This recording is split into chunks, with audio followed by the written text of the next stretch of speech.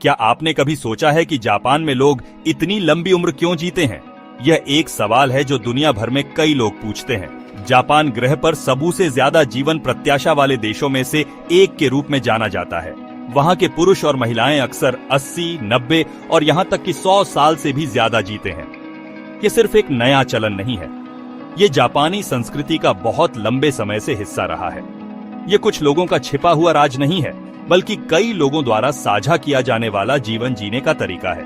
दुनिया जापान की ओर देखती है ये समझने के लिए कि एक लंबा, स्वस्थ और खुशहाल जीवन जीने के लिए क्या जरूरी है। जवाब आश्चर्यजनक रूप से सरल हैं और उनकी रोजमर्रा की आदतों में मिलते हैं। लंबी उम्र की तलाश किसी जादुई गोली या किसी एक गुप्त भोजन को खोजने के बारे में नहीं है। इसके बजाय जापान में यह जीवन जीने के लिए एक संतुलित दृष्टिकोण के बारे में है। इसमें वे भोजन शामिल हैं जो वे खाते हैं, जिस तरह से वे अपने शरीर को हिलाते हैं और वे अपने परिवार और समुदाय के साथ जो मजबूत संबंध बनाए रखते हैं। ये पालन करने के लिए मुश्किल नियम नहीं है, ये पीढ़ियों से चली आ रही कोमल प्रथाएं हैं। जापान में मेरी दादी आहार या व्यायाम के बारे में उस तरह से नहीं सोचती थीं जैसे हम पश्चिम में करते हैं। वह बस जीती थीं। वह स्वादिष्ट घर के बने भोजन के छोटे हिस्से खाती थीं और जहां भी जाना होता था वहां पैदल जाती थीं। जीवन जीने का यह प्राकृतिक तरीका उनके अविश्वसनीय स्वास्थ्य की नींव है। ये लंबी उम्र सिर्फ जीवन में और साल जोड़ने के बारे में नहीं है, बल्कि उन सालों में और जीवन जोड़ने के बारे में है। जापान में बूढ़े लोग अक्सर अपने समुदायों के सक्रिय संलग्न सदस्य होते हैं। वे स्थानीय क्लबों में भाग लेते हैं, अपने पोते पोतियों की देखभाल करते हैं और जुनून के साथ शौक पूरे करते रहते हैं। उद्देश्य की यह भावना या इकिगाई, जैसा कि जापान में इसे कहा जाता है, स्वास्थ्य के लिए एक शक्तिशाली शक्ति है। यह उन्हें हर सुबह ऊर्जा और खुशी के साथ उठने का एक कारण देता है। यह सकारात्मक दृष्टिकोण उनकी स्वस्थ दैनिक आदतों के साथ मिलकर एक लंबे और संतोषजनक अस्तित्व के लिए एक शक्तिशाली नुस्खा बनाता है, जिससे हम में से कई सीख सकते हैं। जापान से मिले सबक जटिल या महंगे नहीं हैं। वे हमारे शरीर और हमारे पर्यावरण के साथ सामंजस्य बिठाकर जीने के लिए कोमल अनुस्मारक हैं। यह हमें दिखाता है कि छोटे लगातार विकल्प जीवन भर बड़े परिणाम दे सकते हैं।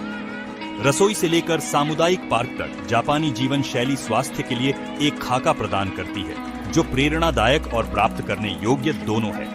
उनकी दैनिक दिनचर्या को करीब से देखकर हम सरल सच्चाइयों को उजागर कर सकते हैं, जो हम सभी को बेहतर जीवन जीने में मदद कर सकती हैं, चाहे हम दुनिया में कहीं भी हों। यह एक ऐसी संस्कृति की यात्रा है जो कल्याण को दैनिक अस्तित्व के एक प्राकृतिक हिस्से के रूप में महत्व देती है, न कि एक मुश्किल काम के रूप में। पारंपरिक जापानी डाइट बैलेंस और न्यूट्रिशन का एक मास्टरपीस है। यह पाबंदी के बारे में नहीं है, बल्कि मॉडरेशन में कई तरह के फूड्स का मजा लेने के बारे में है। एक टिपिकल मील इचिजू संसाई के सिद्धांत पर बेस्ड होता है, जिसका मतलब है एक सूप और 3 साइड डिशेज, जिसे चावल के एक छोटे बाउल के साथ सर्व किया जाता है। यह हर बार खाने में कई तरह के न्यूट्रिएंट्स को इंश्योर करता है। डिशेज अक्सर छोटी होती हैं, जो धीरे धीरे और ध्यान से खाने को एनकरेज करता है। इस प्रैक्टिस को हारा हाची बू कहते हैं, जिसका मतलब है सिर्फ 80% पेट भरने तक खाना। ये ज्यादा खाने से बचाता है और बॉडी को फूड को ठीक से डाइजेस्ट करने का मौका देता है, जो अच्छी हेल्थ का एक जरूरी हिस्सा है। जापानी प्लेट में जो फूड्स होते हैं वे नेचुरली हेल्दी होते हैं।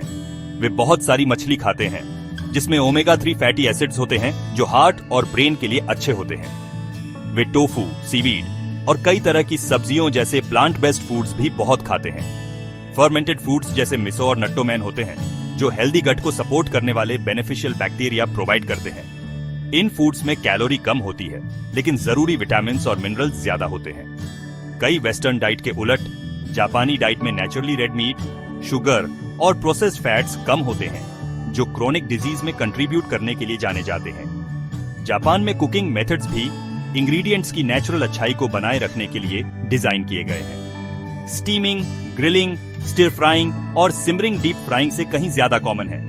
कुकिंग का यह जेंटल अप्रोच फूड में न्यूट्रिएंट्स को बनाए रखने में हेल्प करता है और एक्स्ट्रा ऑनियल के यूज से बचाता है। फ्लेवर्स नेचुरल सोर्सेज जैसे डैश, सोया सॉस और मिरिन से आते हैं, न कि हैवी सॉसेज या आर्टिफिशियल एडिटिव्स से।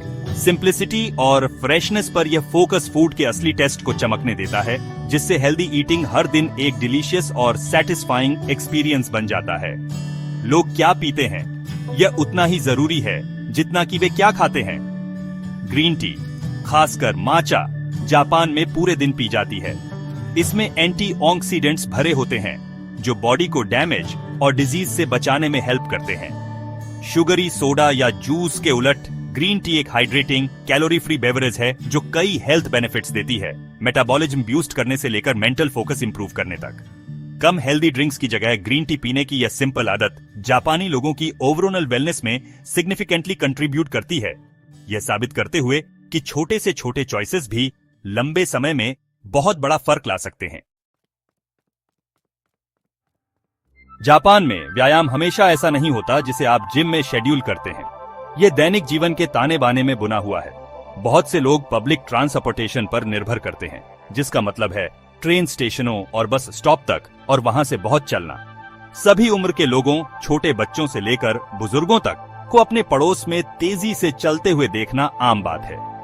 पूरे दिन यह लगातार कम तीव्रता वाला आंदोलन कार्डियोवैस्कुलर स्वास्थ्य, मांसपेशियों की ताकत और स्वस्थ वजन बनाए रखने के लिए अविश्वसनीय रूप से फायदेमंद है।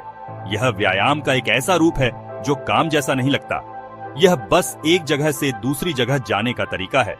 सिर्फ ट्रांसपोर्टेशन के लिए चलने के अलावा कई जापानी लोग अन्य प्राकृतिक तरीकों से अपनी दिनचर्या में आंदोलन को शामिल करते हैं। बागवानी एक बहुत लोकप्रिय शौक है, खासकर बुजुर्गों के बीच। सब्जियों या फूलों के एक छोटे से प्लॉट की देखभाल में झुकना, स्ट्रेचिंग और हल्का उठाना शामिल है, जो शरीर को लचीला और मजबूत रखता है। जापान में कई कंपनियां तो सिक्रिटियो ताइसो या रेडियो कैलिस्थेनिक्स के साथ कार्य दिवस की शुरुआत भी करती हैं। ये रेडियो या टेलीविजन पर प्रसारित होने वाले सरल, निर्देशित स्ट्रेचिंग व्यायाम है। यह सामूहिक गतिविधि रक्त प्रवाह को ठीक करती है और सभी को आने वाले दिन के लिए तैयार करती है। शारीरिक भलाई और एकता की भावना दोनों को बढ़ावा देती है। जापानी घरों और सार्वजनिक स्थानों का डिजाइन भी अधिक शारीरिक गतिविधि को प्रोत्साहित करता है। पारंपरिक घरों में तातामी मैट वाले कमरे हो सकते हैं, जहां लोग फर्श पर बैठते हैं, जिसमें बार बार उठना और बैठना पड़ता है। यह सरल कार्य समय के साथ पैर और कोर की मांसपेशियों को मजबूत करता है। बहुत से लोग लिफ्ट के बजाय सीढ़ियों का उपयोग करना पसंद करते हैं। इसे थोड़ी कसरत का एक छोटा अवसर मानते हैं। रोजमर्रा के पलों में आंदोलन के अवसर खोजने की यह मानसिकता बजाय कसरत के लिए एक विशिष्ट समय समर्पित करने के उनकी सक्रिय जीवन शैली और दीर्घकालिक स्वास्थ्य की कुंजी है। अवकाश एक्टिविटियों में भी अक्सर सक्रिय रहना शामिल होता है। पहाड़ों में लंबी पैदल यात्रा, शहर के पार्कों में लंबी सैर और सामुदायिक खेल समारोहों में भाग लेना सभी लोकप्रिय शगल हैं। बुजुर्गों के लिए गेट बॉल जैसी एक्टिविटियां, जो क्रॉकेट के समान एक खेल है, सक्रिय रहने और एक ही समय में सामाजिक होने का एक मजेदार तरीका प्रदान करती है। जीवन के हर चरण में गतिशील रहने पर यह सांस्कृतिक जोर यह सुनिश्चित करता है कि लोग बहुत लंबे समय तक शारीरिक रूप से सक्षम और स्वतंत्र रहे। यह दर्शाता है कि एक सच्चा सक्रिय जीवन वह है जहां आंदोलन एक निरंतर और आनंदमय साथी है, न कि एक अस्थायी दायित्व। एक लंबी जिंदगी सिर्फ एक स्वस्थ शरीर के बारे में नहीं है, यह एक स्वस्थ आत्मा के बारे में भी है। जापान में मजबूत सोशल कनेक्शंस को बहुत महत्व दिया जाता है और वे वेलबींग में एक जरूरी रोल प्ले करते हैं। फैमिलीज में अक्सर कई जनरेशन के बीच गहरे रिश्ते होते हैं, जिसमें दादा दादी अपने ग्रैंड चिल्ड्रन को पालने में एक्टिव रोल प्ले करते हैं। इससे एक मजबूत सपोर्ट सिस्टम बनता है और बड़े बुजुर्गों को जरूरत और प्यार महसूस होता है। ये गहरे family bonds emotional stability provide करते हैं और अकेलेपन की फीलिंग्स को कम करते हैं, जो हेल्थ के लिए बहुत डैमेजिंग हो सकती है, खासकर बाद की जिंदगी में। फैमिली स्ट्रेंथ और कंफर्ट का सोर्स है। कम्युनिटी लाइफ भी बहुत जरूरी है। जापान में लोगों के अपने लोकल नेबरहुड से अक्सर मजबूत रिश्ते होते हैं। वे लोकल फेस्टिवल्स में पार्टिसिपेट करते हैं, हॉबी क्लब ज्वाइन करते हैं और कम्युनिटी प्रोजेक्ट्स के लिए वॉलंटियर करते हैं।